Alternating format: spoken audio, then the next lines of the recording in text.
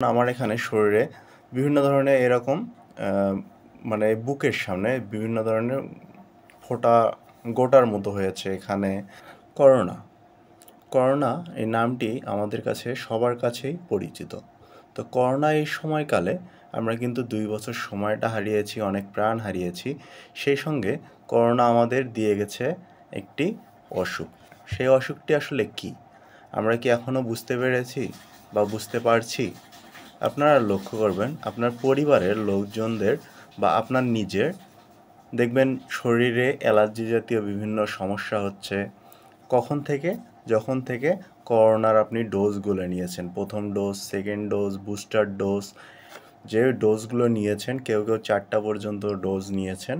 তো ডোজ নেওয়ার পরে অবশ্যই আপনারা লক্ষ্য করেছেন, আপনার হোক, আপনার পরিবারের হোক, যে কারো হোক না কেন, আপনার শরীরে বিভিন্ন ধরনের অ্যালার্জিজনিত রোগ হয়েছে, চুলকানি হয়েছে।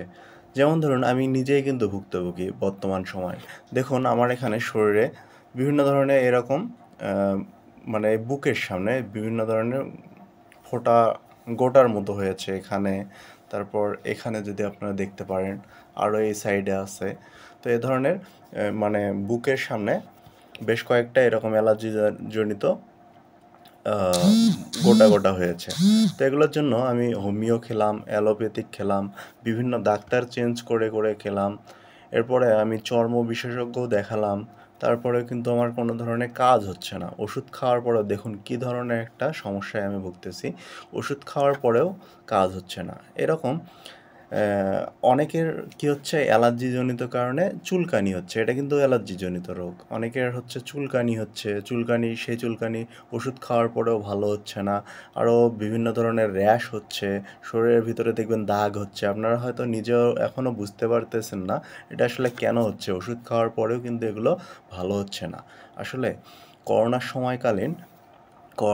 সময়কালীন বা করোনা পার হয়ে যাওয়ার পর আমরা যে ডোজগুলো নিয়েছি, বুস্টার ডোজ, তারপর যেই মানে আমাদের স্বাস্থ্যসেবাতে গিয়ে যেই ইনজেকশনগুলো পুশ করেছে, সেগুলোর ভিতরে আসলে আল্লাহ পাকই জানে কী ছিল। আর আমি মনে করি এই যে আমি যে রোগটাতে ভুগতেছি, এটা আমি যতদূর মানে আমার এরকম কোনো কিছু ছিল না আগে। তো এই বছরখানেক মানে বুস্টার ডোজ মানে সর্বশেষ আমি যে ডোজটি নিয়েছি, এই ডোজটি নেওয়ার পর থেকে আমার এই সমস্যা, বিভিন্ন ধরনের ওষুধ খাওয়ার পরেও আমার এই রোগটি ভালো হচ্ছে না।